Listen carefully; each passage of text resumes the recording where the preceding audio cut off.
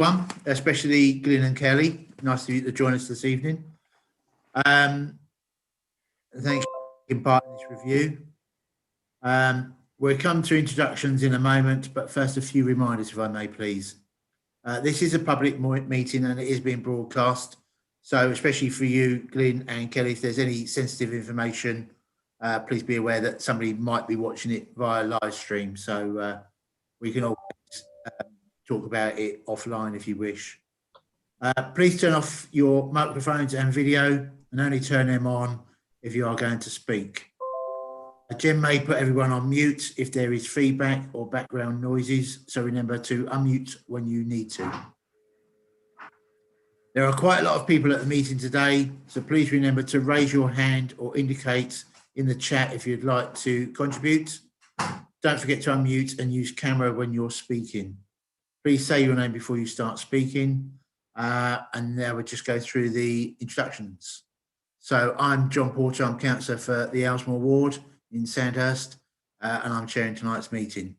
So I will invite other councillors to introduce themselves. So I'll start with Councillor Mrs. Tina Mackenzie-Boyle, please.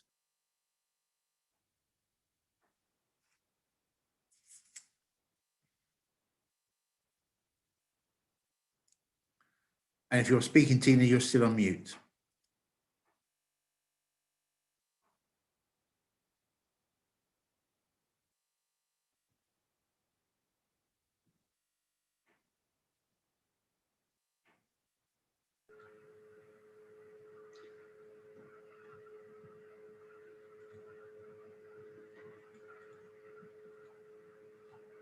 Unfortunately, Tina, we can't hear anything.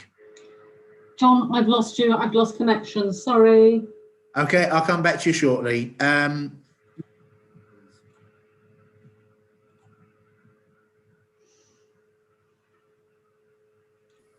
Were you speaking to me, John? Because you went mute. No, I was asking Mary to introduce herself. Oh, right, sorry. You'd think we had practiced this before, wouldn't you? Tricia, would you like to introduce yourself then, please? Yeah. Oh, yes, so there's a little delay on cameras and audio, so you get a bit muddled up. But yes, here I am. I'm Councillor Tricia Brown, Priestwood and Garth. Thank you, John. Thank you, Tricia. Yeah. Moira.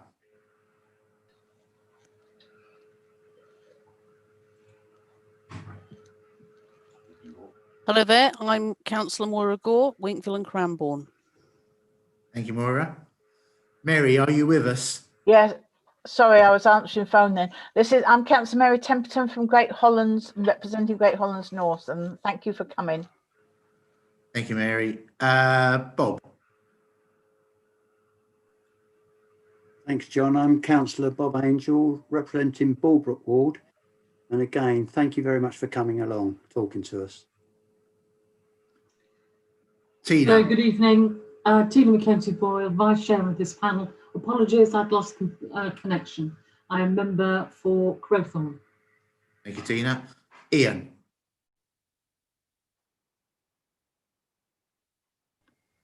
Good evening, everybody. Ian Kirk, Ward Councillor for Bulbrook. Here, Isabel.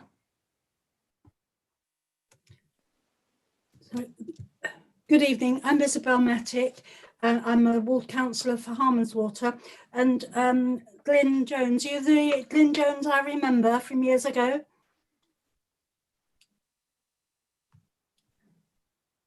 I'm not absolutely sure. Maybe once you've seen me and heard me, you might tell me if you've got me mixed up with someone else. I'm not sure. Unlike him, but somebody called Glyn Jones used to work for the borough years ago. Not you. Okay, mistaken identity. Sorry. That's okay. Jen, please. Hello, I'm Jen Lawson. I'm the Overview and Scrutiny Officer supporting this review. Thank you. And finally, Emma from the council.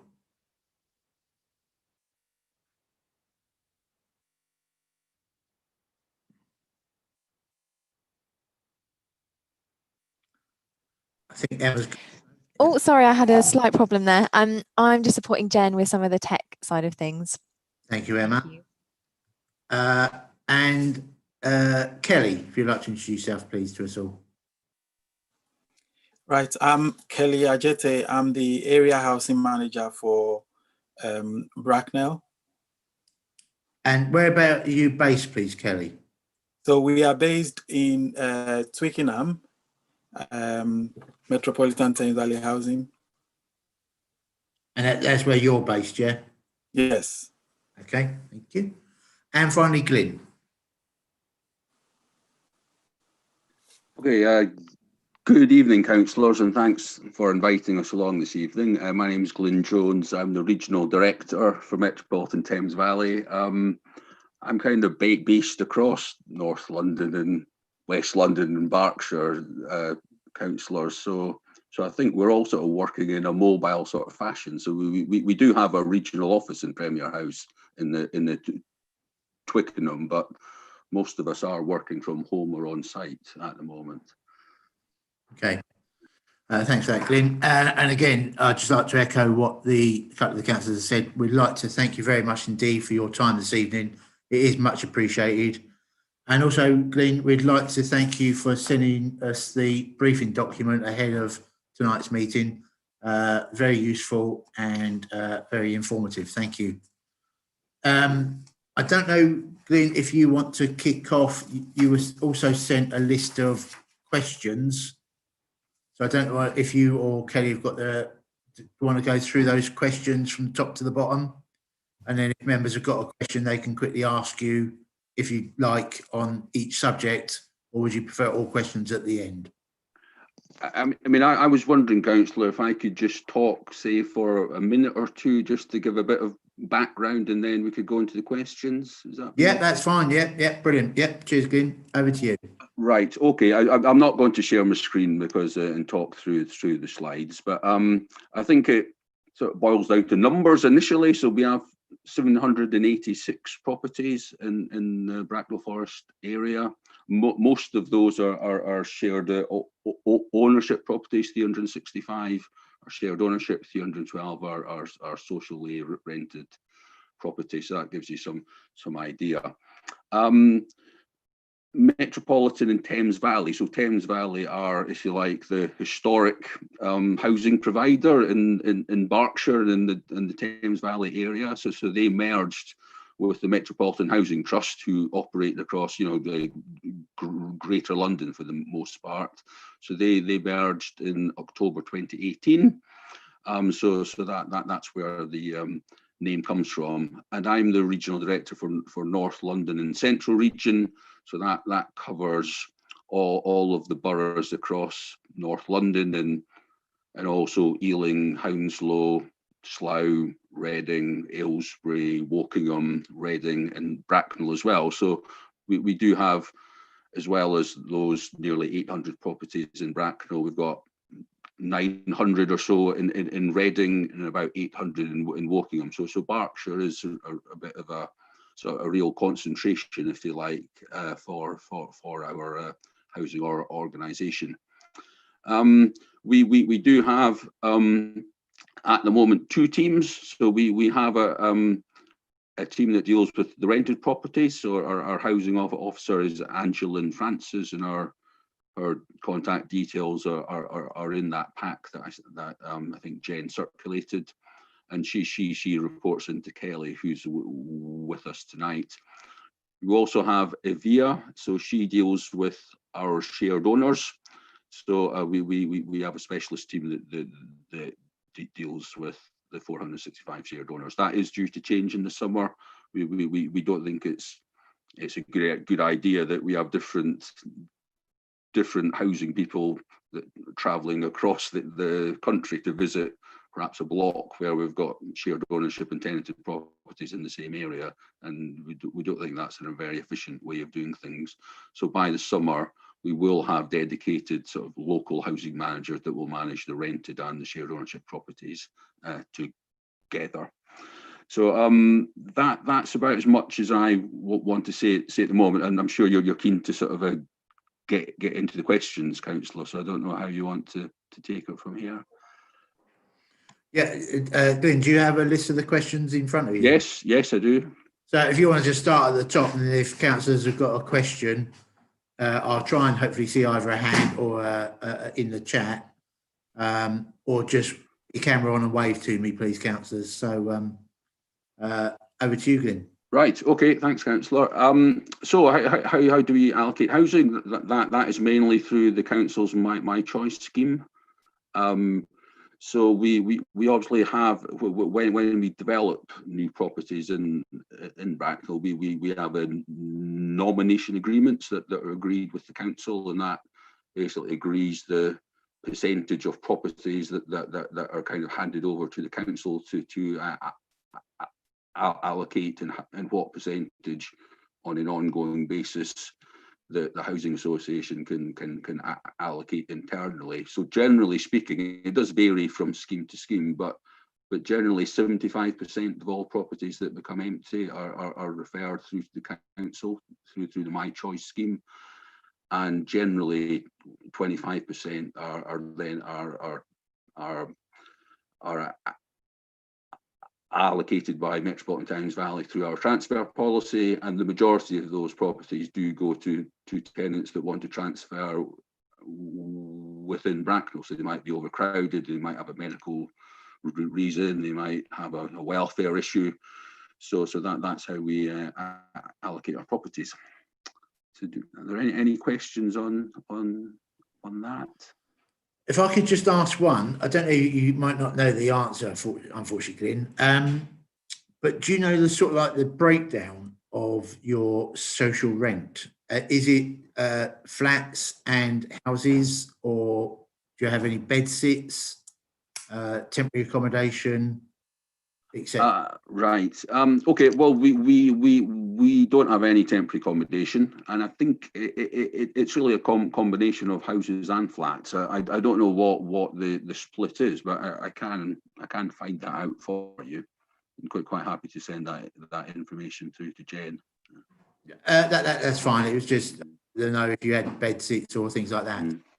I don't think we've got any bed sits in Bracknell. I mean, most of the stock is quite new, so you get bed sits in sort of old converted Victorian houses and so on. But most of our stock has been built in Bracknell since the sort of mid-90s generally on, so it's mainly pretty modern.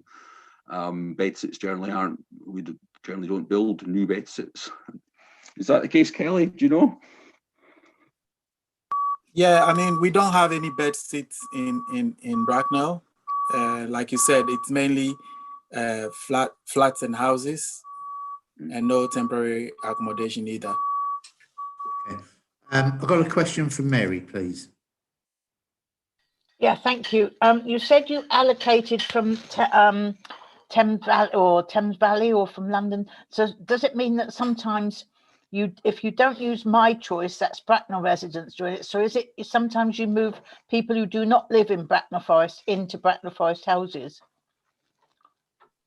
Okay, I mean I'd say that's quite rare. So 25% of empty properties will go through the Metropolitan Thames Valley system, if you like. Most tenants in any area of the country generally want to stay close to where they are, because of family connections and so on. Yeah. So occasionally we might have a family from Wokingham or Reading that might move into Bracknell, but on the same foot, sometimes families from Bracknell will be happy to move to an adjoining borough. So it kind of evens itself out over time. But it's very, very rare for a family from West London, say, that moves out into Bracknell. Okay, thank you. Thank you. I've got one from Bob Angel. Thanks, John. Glenn, whereabouts are your houses in Bracknell? Are they all predominantly together, or are they spread right across the borough?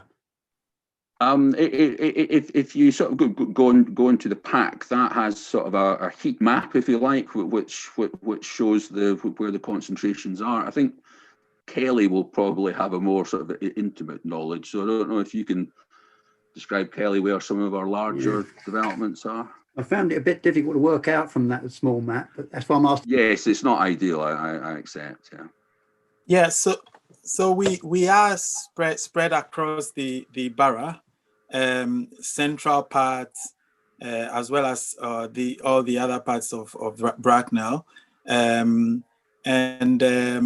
I'll say some of the areas that I can certainly say we cover the central parts much more than anywhere else. Yeah. So, but we are spread across the borough. Thank you. I mean, we've got one major new development in the pipeline, so it's kind of called Amber House at the moment, but that's the big site in Market Street in the town centre. So that's going to be 193 new properties, about 120 rented, 70 shared ownership. So that will certainly be sort of a real concentration for us. That'll be our biggest single development, I think, in Bracknell to date, and hopefully that will bring bring a lot of new residents into the town centre, and hopefully help with your sort of wider plans to support the town centre going forward. John, can you hear me, John? Because I'm still having a bit of trouble. I keep dropping in and out. I'm so sorry, Claire. I'm Tina Mackenzie Boyle. I keep dropping in and out of this connection. Plus, I've had to connect up 4 other devices to one today. It's been a bit dodgy, I'm afraid. John, as chairman, may I ask you, please, if we can go to the question document, if I can now pick it up, which I'm not sure I can, which is really sad. I'd like to ask the questions 2, 4, and 8 together at one point, if that's all right, sir. Let's see if I can pick this wretched thing up again. Would that be all right? I mean, other people might want to ask other questions, but I'd like to have a concerted effort between these 3 questions. Do you want to just do one question on 2, 4, and 8 as a combined one? Yes, if you wouldn't mind, sir. Okay, so do you want to do the question after your question after item 8? Yes, if you'd like to. If you think that's the best way of working. Because then Glyn would have then gone through everything. So thank you very much. Thank you. Tie it all in. Okay. Thank you very much. Okay, Glyn, you've got a question coming after point 8. Okay, back to you, Glyn. On item 2, please. I think the short answer is yes. All our stock in Bracknell does meet the decent home standard, because it is quite modern stock, as I talked about earlier. I mean, we do have a small number of properties in London, for instance, that are much older, and occasionally they will drop out of the standard. But yes, all our properties are wind and watertight. Have got the necessary thermal insulation levels, have got modern kitchen and bathrooms, so that's what basically defines what the decent home standard is. I'm not sure whether I think yes, that probably does exceed the standard, but that's quite a subjective view, I think, about what is that standard over and above decent homes. But the answer is yes, basically.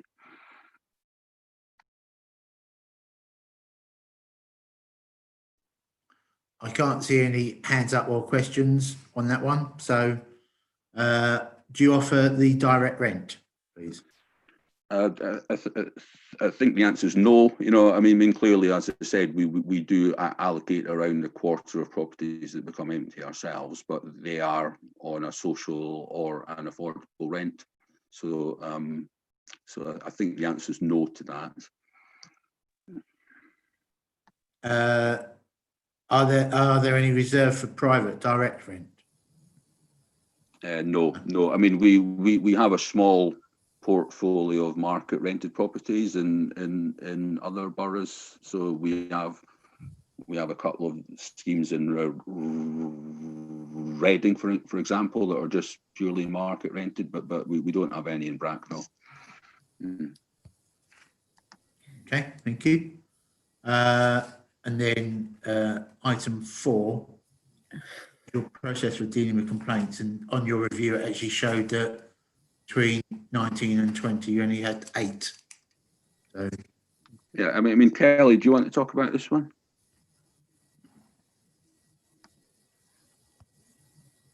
So in terms of our process for dealing with complaints, any complaints would normally come to the housing officer.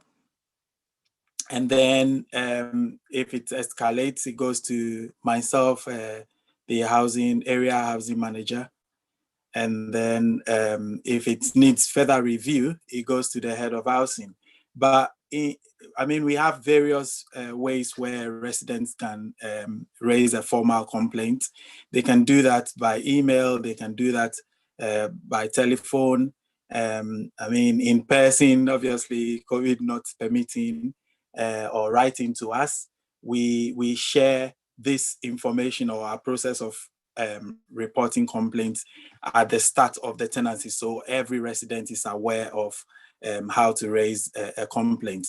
Our website as well gives information on the process. We have our complaints policy and everything to do with that on our website as well, so residents can access those information.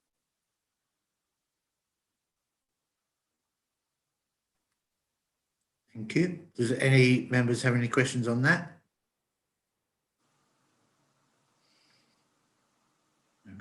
Okay. Right. Item 5 then, please. I think Kelly's going to talk about antisocial behaviour and mention one or two instances where we've kind of taken enforcement That's right. action. So similar to our complaints process, we also have housing officers who all ASB reports go to. So in Bracknell, Angeline Francis, who is the housing officer, any ASB complaints will go to her initially. And we also have, out of hours where residents can call in and report antisocial behavior and leave a voice message. This gets picked up the next day and they are contacted straight away. In terms of how we deal with the actual reports of antisocial behavior, we do work in partnership with the community safety team, the police. We also use various tools available to us as landlords, including extending of probationary tenancies, serving of notice of seeking possession, antisocial behavior contracts. But before we sort of take, or go down the route of enforcement, we try and provide tenancy support to both the complainants and where, vulnerabilities are identified, even with the perpetrators, we try and provide tenancy support as well before any enforcement is taken. And if I can share some examples of where we've actually dealt with antisocial behavior in Bracknell. First one on Monday, on Monday, we had an outright possession of a property because of antisocial behavior. Now, this have been a concern for residents. It's been reported to us, long-standing ASB case, antisocial behavior case, and we went to court for possession, and yes, we were granted outright possession. But before going to court, we've had injunctions. So we've had injunction on the tenant. We've had closure order on the tenant. And then finally, we've been granted outright possession of the property. With the second one, we served a notice of seeking possession, got closure order on the property, worked very well with the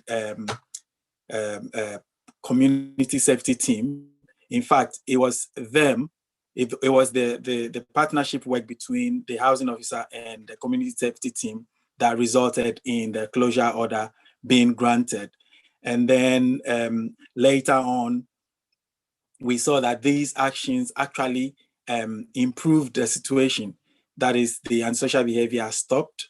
The resident is now, being supported. The resident who was actually causing the antisocial behavior went on to have a change in their behavior, and antisocial behavior have stopped. We are now providing the necessary support for them to divert them from further antisocial behavior. So yes, in terms of antisocial behavior, we do have a robust, policy in place. We do work very well with the local police as well as the community safety team. I've got a question from Ian. Thank you. Thank you, John. Thank you, Kelly. Very comprehensive review there. I'm curious, do you offer mediation if a situation occurs between residents in terms of antisocial behaviour? Yes, in fact, mediation will be one of the first things we consider, but it depends on the nature of the report, because mediation will not suit every sort of antisocial behavior case. So, for example, the two cases that I cited are cases where we won't, start with mediation because criminal behavior is involved, serious antisocial behavior is going on. However, if it's to do with noise, if it's to do with maybe disputes, fence, boundary disputes and things that doesn't really involve criminal behavior, then our first, point of call would be mediation, because it does work if both parties want, to resolve the problem.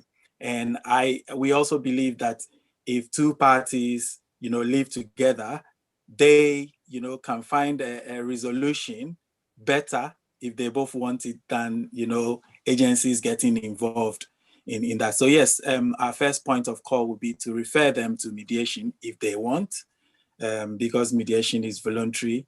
And if they do, we do refer them to mediation. Great. Thank you, Kelly. Thank you, Chair. Just following on from that, what Ian's just brought up, if it is via mediation, do you then sort of like draw up an agreement between the tenant and yourselves that, as a result of the mediation, they have to follow certain criteria? No, so with mediation, we used to offer mediation internally.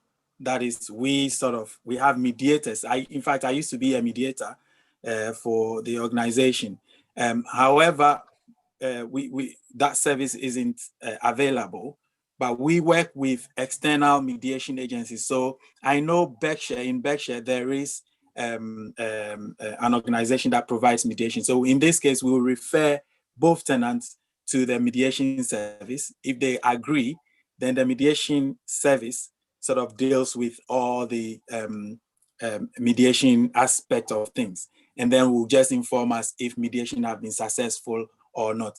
Given the nature of mediation itself, they will not share the details of what have been agreed at mediation with the landlord. They'll just say if mediation have been successful or not. And if it hasn't, then we take it from there, really.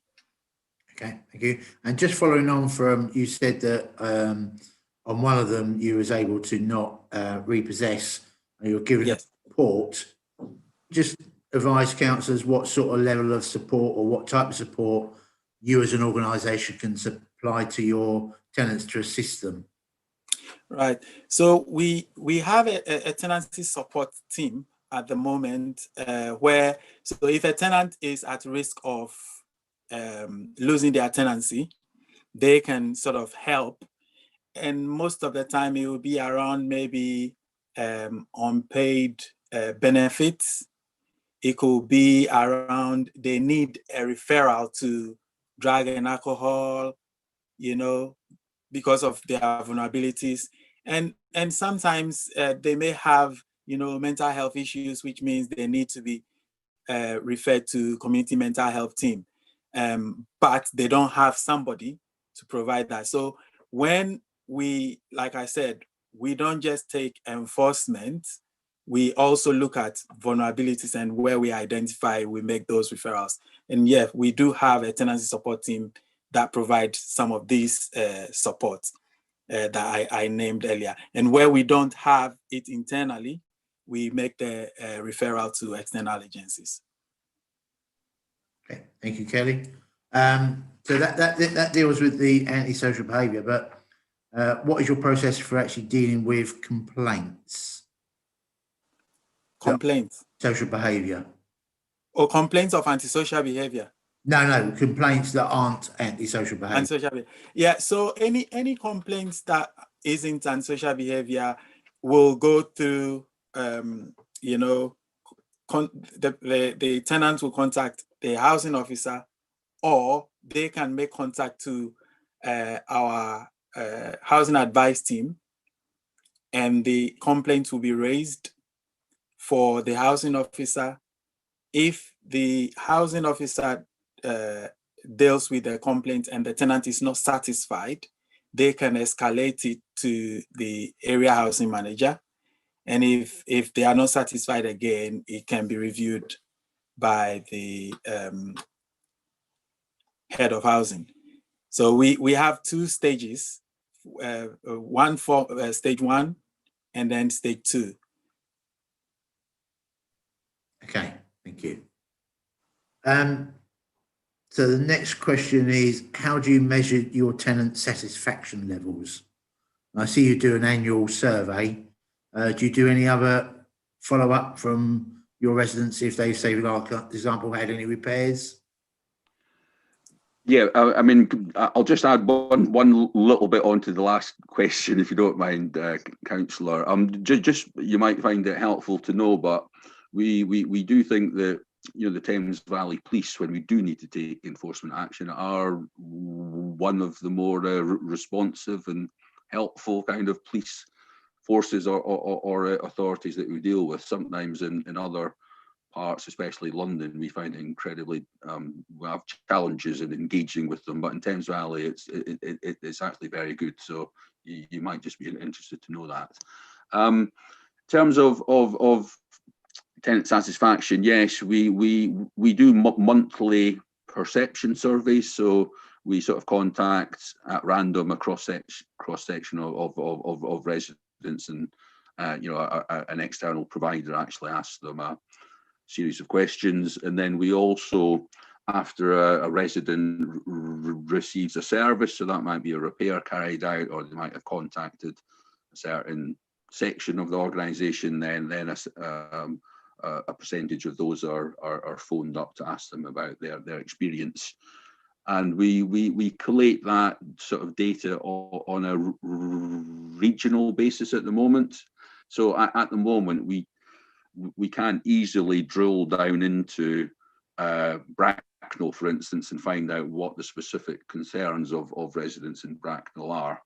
I mean, having said that, I mean, we from bits and pieces of feedback, we think most of the issues are around shared owners and their perceived value for money about service charges. We think that's probably an issue that we need to focus on going forward. So whilst the number of formal complaints is relatively low, and most of them are about repairs and maintenance, which is the same with all housing organisations, I imagine.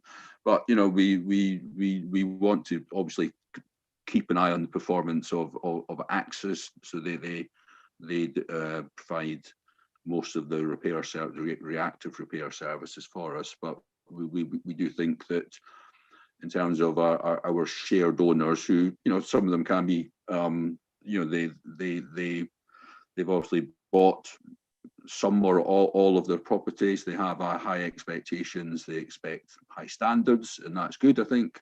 But I think we have a challenge at times to meet those expectations. So I think in terms of resident satisfaction in Bracknell, that's the challenge that we have. But obviously, I'll be welcome to consider any sort of feedback that councillors have got tonight. Okay, just one quick question, Glyn, on your repairs. Are all your repairs carried out in-house, or are they all contracted out? They are all contracted out. We have a contractor called Axis. So in terms of day-to-day responsive repairs, they will come out and attend. we obviously then tender sort of major works contracts. So if a block needs a new roof or whatever, then that will go through a tender process and appoint an external contractor. In other parts of the organisation, i.e. the historical Metropolitan Housing Trust, we do have a direct labour organisation, if you like. So we do have 200 tradespeople or so. So one of the challenges that we're facing, even though we merged a couple of years ago, is whether we extend the in-house model to other parts of the organisation, or whether we stay as we are, or whether we should actually outsource the repair service in other parts. So that's kind of an ongoing kind of strategic issue that we are, we're still considering, really. Okay, Bob, please. Just following on, John, from your question, it's really, Glenn, who prioritises the repair situation? I mean, presumably there is somebody somewhere who then decides that this is an emergency, or it's not an emergency, and then they pass that on to the contractor. How does it actually work? So someone generally phones in. I mean, they can report repairs online, but someone will phone in and explain the problem. So that the call handler will make an assessment, after asking various questions of the tenant as to the priority of the repair, right? Whether it's an emergency, whether it's urgent, or whether it's just a routine repair. So hopefully that can be done at the first point of contact. I mean, if there is any doubt, then we do obviously have surveyors. So in some cases, an appointment will be made for a surveyor to come out and actually inspect if it's potentially unclear, or if it's potentially a more kind of serious, expensive kind of piece of work that might be required. So if a call comes in that says my heating's broken and isn't working at this time of the year, yeah, that should be, yeah, we aim to respond within 24 hours, especially if the household is deemed to be vulnerable. So if they're elderly or have got young children, then we aim to respond within 24 hours. So part of the questioning to see whether they've got a disability or vulnerability. Yes. If there is a potentially, an emergency or something that will really impact on someone's kind of, comfort and sort of enjoyment of their home, then yes, those questions are asked. And some tenants are kind of flagged up. So on our system, we do hold information about residents that have got special vulnerability. So we'll know straight away about some. Thank you.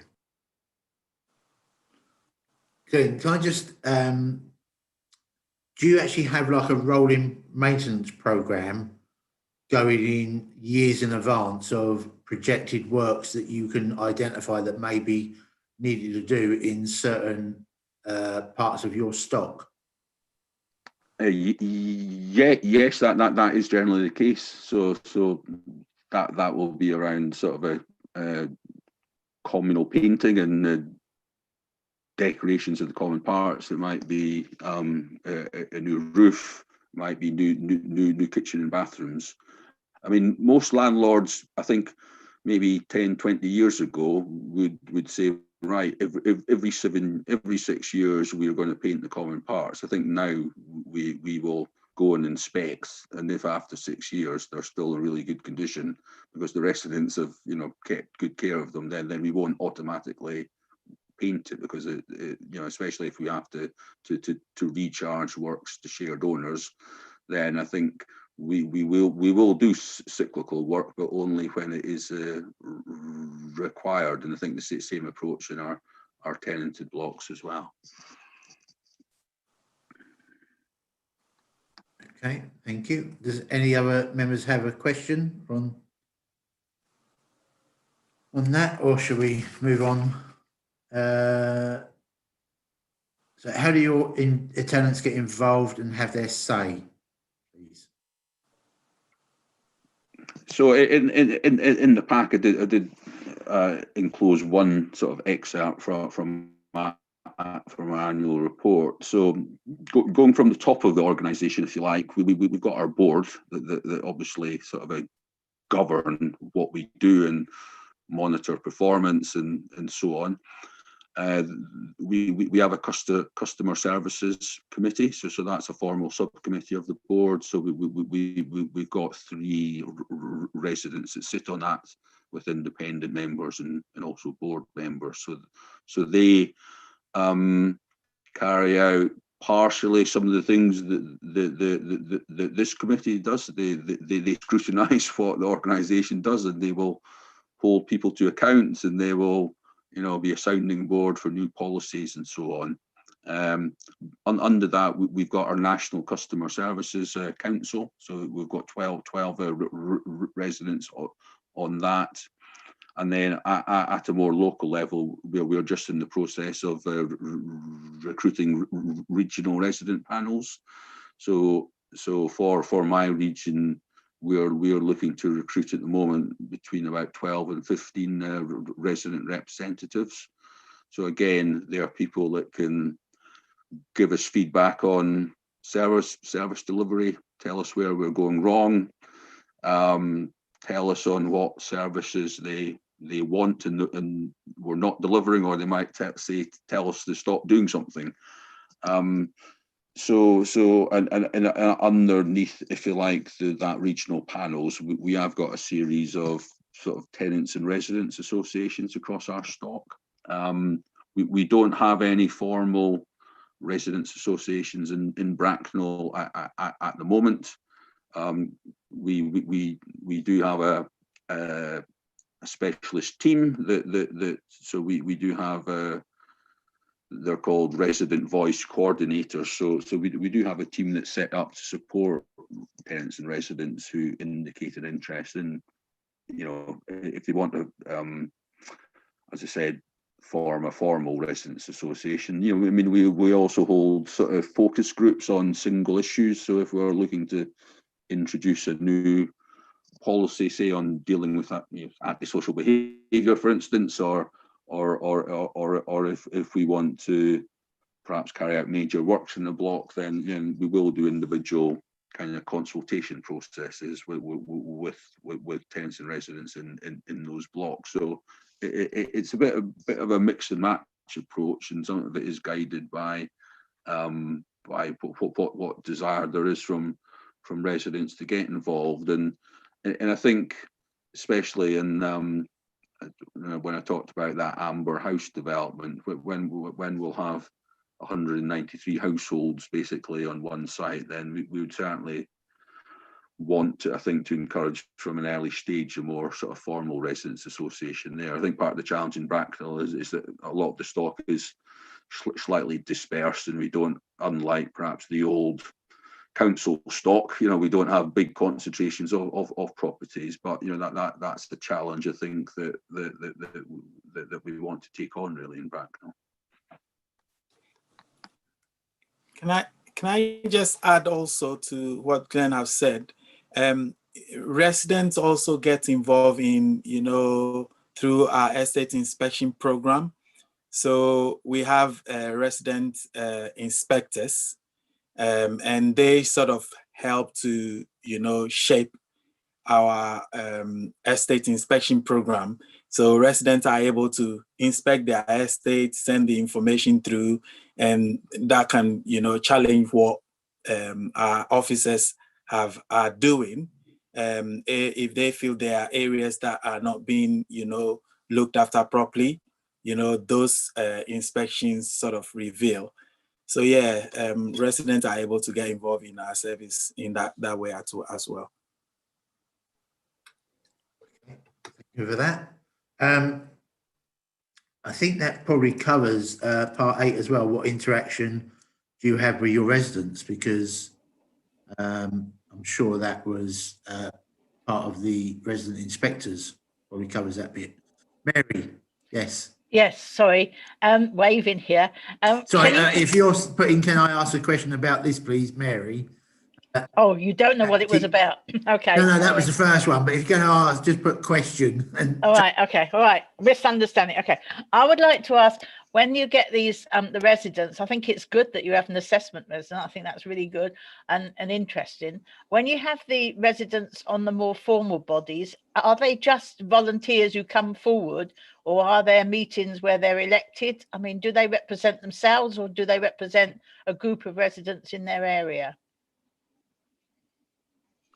It's a good question, actually, because I mean, most of the residents that come forward generally will want to represent their local area first and foremost, but especially in those more national roles, we kind of, it's striking that balance. So it's being able to use the local intelligence and feedback to make informed comments, but it's also about them having a role, kind of almost representing tenants and residents across the whole of the organisation. So when it comes about perhaps consulting on policies, for instance, then that's clearly going to have a national sort of impact. I mean, we do have one resident, not from Bracknell, but but in Berkshire. So she is on the sort of she actually sits on the Customer Services Committee. So whilst we don't have a Bracknell voice at a national level, we do have someone from the county, if you like, because we do want to make sure that, you know, we do have a variety of, if you like, housing stock across different parts of, you know, London and obviously the home counties as well. So we want to make sure that a balanced view is kind of transmitted, you know, across the organisation. Can I just say that I think the tenants management organisations or anything like that in an area where you've got 100 and however many it was, 35, when it comes to where Amber House used to be, I think that really is going to be really good, because you're going to hear then from the people who are hard to reach, or the people who would not normally be sort of very vociferous and push themselves forward, and you would hear from other people. So I think that's interesting if you set those up everywhere or in different places. Yes, well, we certainly want to try and set up some sort of residents association where, when that development sort of gets handed over, and we actually are also going to have a local office spaces as well there. So although our kind of housing officers are out and about, you know, about 2 or 3 days a week, we are going to have a base there, so residents will be able to actually call in and see someone, and it will encourage obviously all our local teams to sort of pop in there. So we should have a higher profile in Bracknell in the future. Thank you. That's good to know as well. Tina, do you want to come in now, please, with your question? Yes, I will. Thank you very much indeed. I'll start my video. It's not overly pleasant, but I'm sure you can cope with that. Can we go back, please, to our numbers? Number 2, decent standards. How are those evaluated? Well, the sort of the decent home standard is a government kind of standard, and as I tried to summarise in layman's language, it basically means the property needs to be wind and weather tight. It's got to have a certain level of thermal insulation, so that, you know, heat doesn't just go out through the wall, external walls, and also it's got to have a sort of, you know, a reasonably modern kitchen and bathroom. So those are the main criteria. There is a debate at the moment about whether the sector, you know, should be aiming for a higher standard than that, because you can have properties that meet those criteria but still aren't terribly attractive. I wouldn't say that about Bracknell, because most of the properties, as I said, have been developed over the last, you know, between, well, we developed properties this year, but the stock is quite new in housing terms. So I don't think it's one of the bigger challenges for us in Bracknell, Okay, to be honest. That's fine. Number 2, can we go down with complaints? This is number 4. I know you went through this. So do you have a policy similar to treating customers fairly, that once you get a complaint, it has to be responded to within the number of days. And if it isn't, then the ball starts rolling inexorably toward the ombudsman. So do you have a policy similar to that? Yes.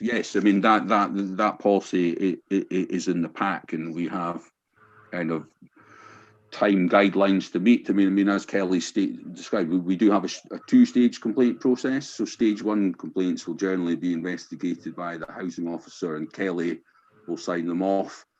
Stage two complaints will generally be signed off by the head of housing or myself. And then if the complainant still isn't satisfied, then they are referred to the housing ombudsman. I mean, we have been working with the ombudsman on a new pilot or trial way of working and attempting to deal with complaints more quickly, and just trying to agree redress more quickly, because some complaints with the ombudsman can go on for months and months. So we try and stop that. You know? Yeah, absolutely. I absolutely agree. Okay, very quickly, Kelly and Glyn, Happy New Year's is a bit late, and Happy Christmas. Oh, by the way, can I make a point here about Christmas? September 2019, a family in Crowthorne had a cooker which was condemned. They have not had a cooker since September 2019. They still do not have one today. They cannot move the old cooker because no one wants to touch it, because it's condemned. So I'm trying to work out how you have this interaction with only 186 families on your books in Crowthorne, and this sort of thing goes through. It slips through your net, sir. It really does. You were talking about young children. There's a child who's 6 years old here. So while everybody was having lovely turkeys in their cooker, these people were relying on a soup maker, a two-ring plug-in, a microwave, and a George Foreman. Is that acceptable, sir? Is it? Well, on the face of it, no. So, I mean, if you could, perhaps through Jen, if you could send the family's details and address, then I will investigate that. I don't know if it was is it a furnished tenancy, is it a shared ownership property where white goods and cookers are provided? But I'm happy to investigate that and get back to you. That's fantastic. So if you would let Jen know your email address, I can send you all the evidence we've had whole of last year, where we were trying to get the environmental health people in. They tried to move the cooker. They would move it 6 inches, but no one would touch it to move that 6 inches. If they did, they would have been plugs behind that the oven. So whatever which way, they were trying to help. Other people trying to help, it just wasn't happening. So I really, really do appreciate you stepping up to the plate, sir. And so please give Jen, our officer, your email address, and I will send you all the evidence I've had. Well, Jen's got it, so send it to Jen, and fantastic. Fine. Okay. Fantastic. Thank you, Kelly, and thank you, Glyn. Thank you, Tina, and thank you, Glyn, for the offer of assistance. Does any other members have any questions? Moira.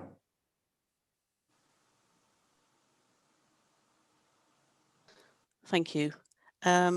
Yes, thank you very much for all that information. The depth and breadth of the role that you play and the work that you do is rather large. So my question is really, what is the most challenging element do you find, and how could it be improved to provide a better service?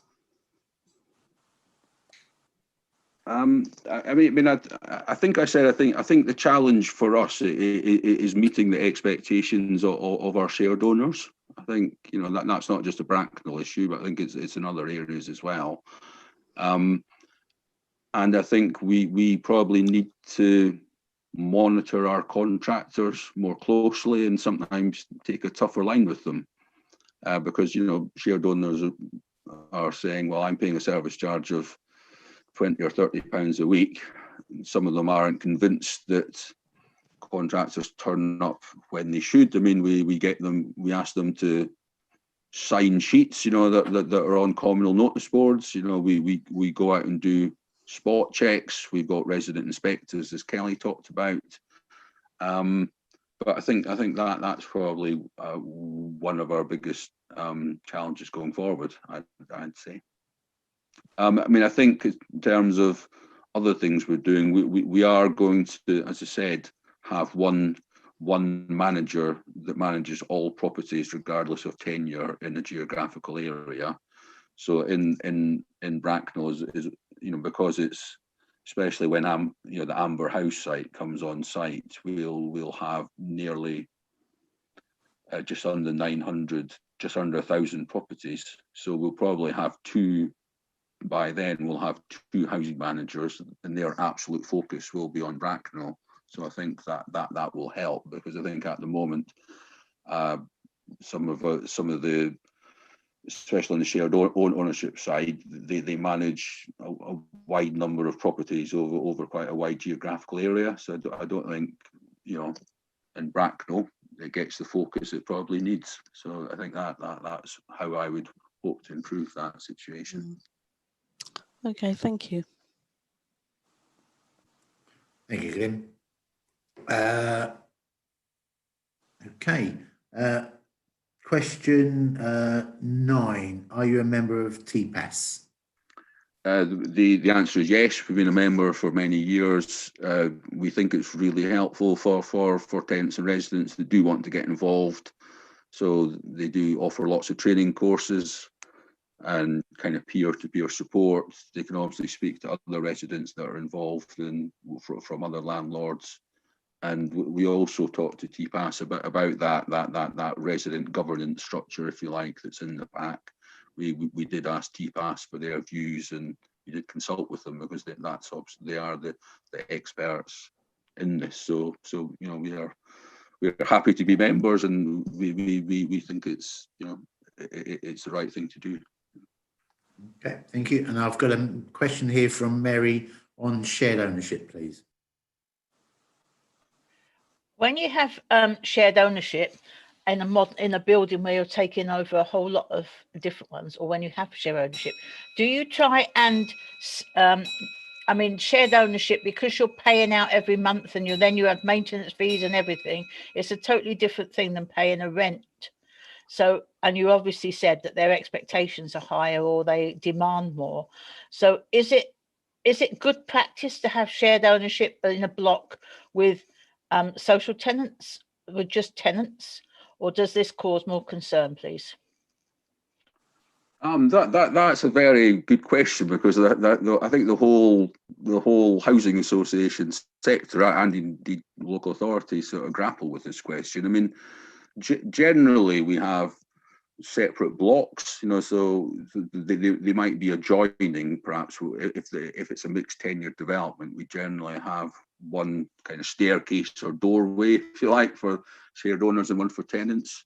Sometimes they are sort of pepper potted around, as you said, but so we kind of generally, you know, as I said, have separate blocks. We think they are just easier to manage on the whole. Some of the respective clientele sometimes do have different expectations, and I just think in terms of kind of neighbour nuisance type issues and trying to minimise those, it's whilst we're happy to build joint developments and on the site of the Amber House, I think we're going to have about 120 rented and about 70 shared owners. So we absolutely are, you know, are sure people can live in the same sort of development together, but we do try and separate them out block-wise generally. You won't have separate gardens though, with one with a wall down the middle? No, we don't have separate communal spaces or things like that. No, that did cause a lot of controversy a couple of years ago, didn't it? But, no, and they obviously, you know, Amber House, we will obviously have a concierge service of sorts, so they will obviously all chip in to pay for that. Yeah. I think a community feeling there as well will be really important. So that's good news that you're going to try and get that going. Okay, thank you. Question 10. How do you contribute to the well-being of your wider community? I think Kelly touched on it to a certain extent. So we do have tenancy sustainment teams. So where there are residents that are struggling, might due to mental health issues, then we can provide that additional support, and said link them up with local health agencies or other support agencies. So I think that's important. We also offer things like money advice services. So we offer that to tenants and shared owners, for instance. So especially at the current time, if people are struggling to pay their rent, whether they're tenant or shared owners also pay an element of rent, then those services are available to them. And we also, this is not common practice, but we do occasionally convert shared ownership properties into tenancies. So we did have for instance, an elderly couple on Goldfinch Crescent in Bracknell where they just couldn't afford to pay off their mortgage and they just couldn't see an end in sight. So we bought them out and they stayed in the property, but as a tenants paying rent. So I think that those are the sorts of things that we can do to support the wider community. And as I said, if there's the desire and concentration of numbers, then we do provide support for residents to set up residents associations. They do get some financial support as well, and we will support them, whether that's in kind of social activities or whether they think doing things like training, if they're kind of young mothers that want to get back into the workplace and need some workshops or training on, applying for jobs, developing interviewing techniques and all those sorts of things. So we're happy to support all those sorts of things, across our stock, including in Bracknell, clearly. Is that readily visible via your website? Is it an easy signpost? I can't honestly answer that question, Councillor, but I think in Bracknell, I think one of the other councillors asked about some of the challenges, and I think one is perhaps is highlighting the breadth of services or support that is available, and make sure that residents in Bracknell are aware of it. So I think that's something for us to take away, really. Yeah, and if I can just add to what Glenn said, in terms of well-being, I think this during this pandemic, one of the work that we've done in all of our boroughs, including Bracknell, is to contact all vulnerable residents and check on their well-being. So we've had a lot of situations where we've called residents who on our system are flagged as vulnerable, and we found out that actually they need help with shopping and things like that, help with delivering medication because of lockdown, and we've linked them up with local services. So yes, we've also during those calls identified other needs, for example, repair issues in the property that they may have not been able to report, and we've prioritized that as well. So yeah, we do those as well to help. Very good. Nice to know. Okay. Next question is, how can we as members, councillors, maintain or establish a more productive relationship between yourselves and us, and also along with our housing officers? Yeah, I'll ask Kelly to sort chip in shortly. I mean, with the council, especially in terms of the development of new properties and new housing. So we have built a lot of properties in terms of increasing housing supply in Bracknell, and sorry to keep on going on about that Amber House site, but obviously that the council were centrally involved in that. So between ourselves, the council, and also Homes England, the government sort of quango that provides funding for new social housing, we put together a really good financial package, if you like, to make that development happen. So the rented properties there will be at the lower social rent. You've also got affordable rents, and it is easy to get confused. I mean, affordable rents are up to 80% of the market rent, and in some cases that can be quite expensive. But because of working with the council and Homes England, the rents will be at a social level at that development in Bracknell. So we were kind of really pleased about that. So I mean, I you know, our sort of, I'd say that we on the new supply side, it's a really positive working relationship with the council. I mean, Kelly, do you want to say stuff about maybe some of the service delivery things side? Yes, I mean, I think we already work well with the police and community safety team in terms of antisocial behavior, dealing with antisocial behavior. However, I used to attend like forums at the council offices where multi-agency meetings where, you know, other agencies attended and provided information. And I believe that hasn't happened for some time now. So if, you know, these kind of meetings can be re-established where housing associations can be invited to, you know, meet other agencies in the borough and discuss, you know, issues that affect, you know, tenants, issues that affect the community, I believe that will improve the relationship we already have with the borough.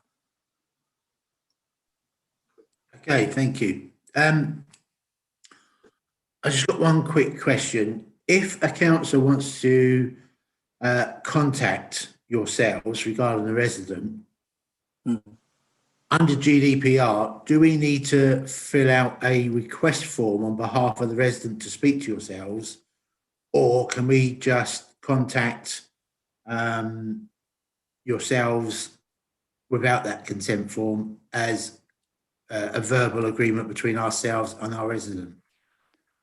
Well, I mean, it's the same with MPs as well. I mean, we assume that you have the consent of that tenant or a resident, so we don't ask for anything else. You know, I mean, obviously, it kind of, because of the knowledge you generally display in your inquiry, it seems fairly obvious that you are doing it with the tenant's consent. So unless you're to ask a really odd question, then generally no, it's fine. We'll just contact us and we'll respond back. So we'd sort of quite welcome you. I mean, obviously there's one particular case another councillor has raised, but you know, more than happy to respond to you on individual queries. So would you prefer us to contact the two dedicated coordinators to our area initially, and then if we get no joint, then escalate it to either Kelly or yourself? And can those details be readily available to all councillors? And when you do have two set housing officers for the Bracknell area, would you provide those details as a matter of course to our housing officers to pass on to councillors? Yes, and in the pack we have put the contact details, so there are email addresses and I think phone numbers. So I would probably generally ask you to go to Kelly first, you know, just so that he has oversight, because obviously, you know, without wanting to say that we treat inquiries differently, council inquiries are obviously important, and we want to make absolutely sure that you get a proper response. So I would say go to Kelly first, and he might then ask Angelin on the rented side, or Via on the shared ownership side, to make further inquiries. But perhaps if you go to Kelly first, I think that'd be best. And then, okay, so you'd rather us go to Kelly? Yeah. And then, heaven forbid, if you didn't hear back, then, you know, feel free to contact me. You know, I'm always happy to hear direct from people. Okay, thank you. Mary, a question for Mary, please. Yeah, thank you. I'm really impressed by the fact that you have managed to enable an older couple to stay in their house by taking it over, and they're now tenants rather than thing. But how did you find, can you just, is it not confidential if you could tell me, how is someone in that situation, and I'm aware that you don't want to open up gates to this, but how in that situation did you know to go in and offer to buy that to become your housing on your books, rather than just how did you know that was the situation, please? Well, they sort of came forward and told us, you know, first of all, I think they were behind with the rent payments, you know, because in shared ownership you pay some rent. So we were aware of that, and then it is quite a complicated sort of a thing of shared ownership, because you know, they obviously explained the situation. They'd been there for some time, they were in genuine hardship, and we just thought that was the best solution all round. I mean, we can get some grant money to cover the purchase, but not all. So we sometimes take a slight financial hit, actually. But I think it saved them then having to get thrown out of their property by the mortgage lender. It saved the homelessness team in Bracknell having to deal with an elderly couple saying, I'm homeless. It saved you having to put them into temporary accommodation. And then they might have been rehoused by us anyway through the nominations process. So we just thought, rather than put someone through that, let's just, you know, perhaps, you know, it is quite rare. So I would perhaps, I know this might be going public, but it's not something we do commonly. But it was a shared ownership with you anyway. That's I didn't understand that. So thank you. Okay, thank you. And the final question is there anything else that you think the panel should consider in our review?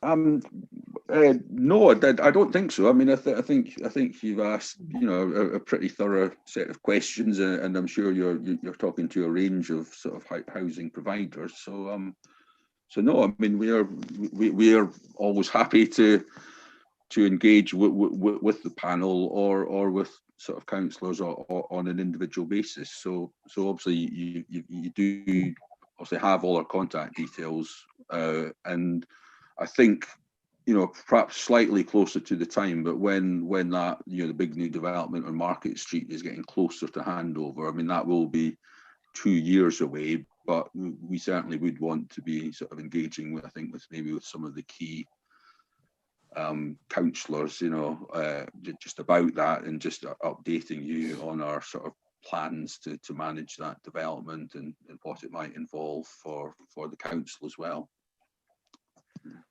Okay, thank you. Does any other member have any questions, please? Yes, Chairman, Michael Brossard, Councillor Michael Brossard. Can I ask a couple of questions of Glyn, if I might? Yeah, go ahead, Michael. Okay, that's fine. I'm going to say, one of the questions, I read through the annual report, which is excellent and very comprehensive. There are members which I note are contributing it.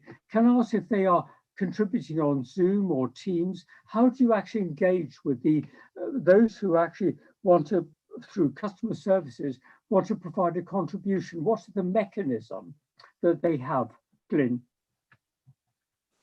I mean, in terms of, I think we do online focus groups, so that might be on a single issue that might affect an area or a particular block. So we do that. I mean, we do the we do the resident inspection process that Kelly talked about. You know, sometimes that will be with the housing officer, or it might be with the representative of the contractor. We will try and, you know, whether it's over the phone or Zoom, or, you know, when it gets back to normal, we will sort of go out and see people as well to sort of encourage them to be involved. So, I mean, I think it is a challenge at present. I mean, we do online kind of survey stuff as well. But it's something, you know, that I think it is an ongoing challenge. To talk about TPAS, I think that's something perhaps that we do need to talk to TPAS about the current environment, how we do encourage people to get involved and the means to do that. Glenn and Kelly, also, if I can, Chairman, a secondary supplementary question. Obviously, the level of customer satisfaction is 70%. I actually wonder whether you're actually challenging the residents to ask challenging questions that maybe are too severe, because you surely must be wanting to look to more than 70%. So is it a case of reviewing the questions that you ask? Are you happy with those? Because your aspiration, though, must be, Glyn, to actually achieve 80% or 90%.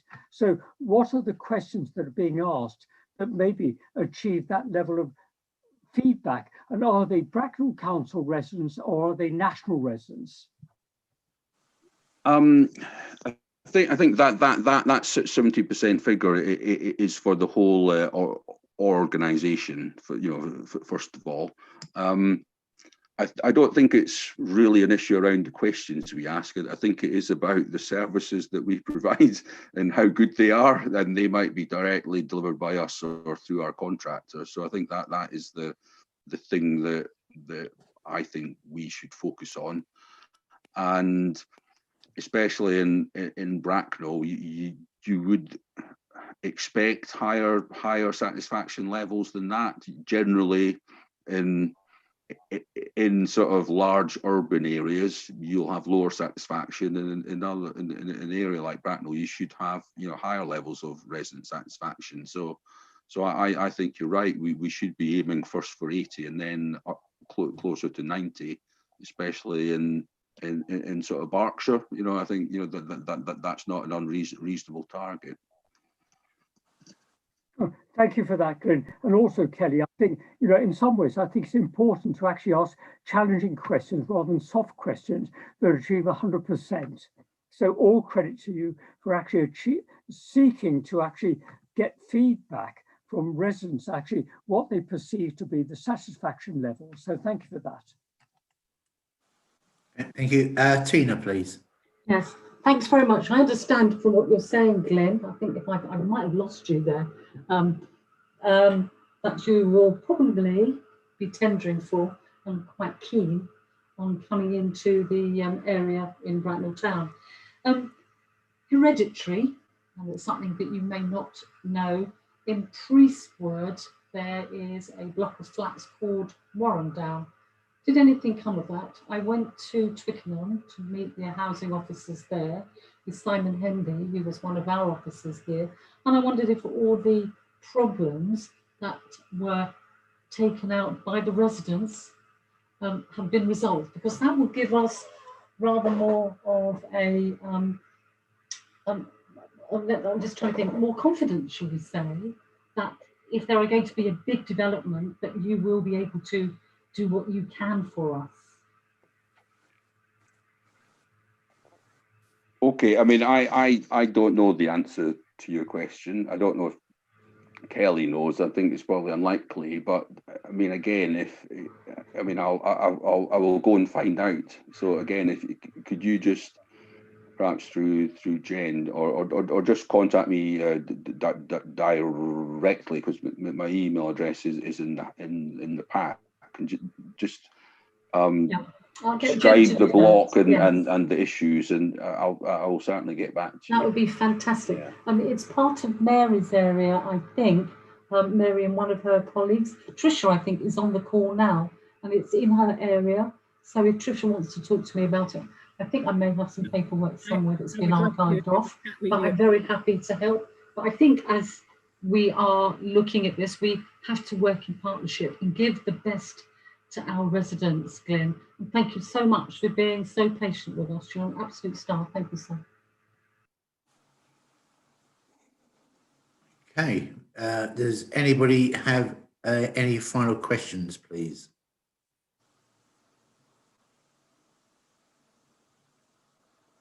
Can I ask a question? Perhaps I don't know if it's to you, councillor, or to Jen, but I mean, when will the findings be made available, or will they be made public, or will they be made available to us? I mean, what's the sort of process? We've got a meeting next week to discuss the recommendations we want to put forward.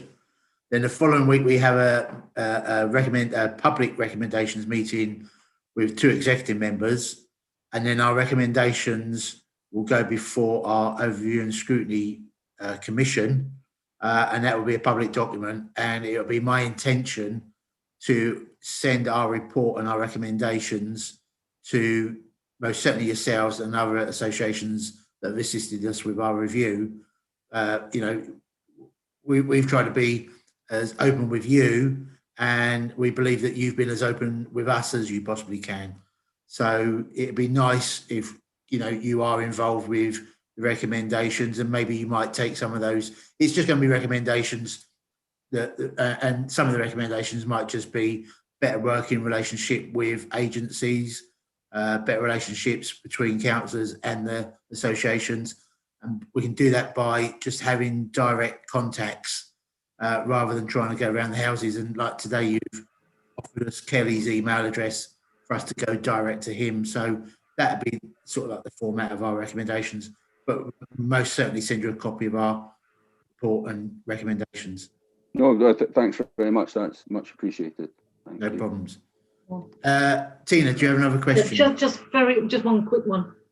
Remember, when it gets to the point when our residents feel as though they're trapped, the first thing they do is come to their councillor.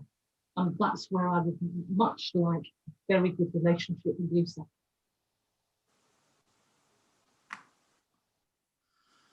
Okay, I can't see any other members wishing to ask a question. So Glenn and Kelly, on behalf of Bracknell Forest Council, would like to thank you for your preparation work that you did and sent in advance. That was much appreciated, and we much appreciate your time tonight. And again, being very open and honest with us. And we look forward to a very successful liaison with yourselves. And we most certainly look forward to the development on Market Street. So, and getting 2 housing officers based in Bracknell, I think will actually assist our Bracknell residents far greater than it does at present. So thank you very much indeed for your time, gents. No, that's no problem. Thanks for inviting us. We've enjoyed the evening and the experience. So you know, thank you for that. Hopefully you didn't feel like lambs to the slaughter.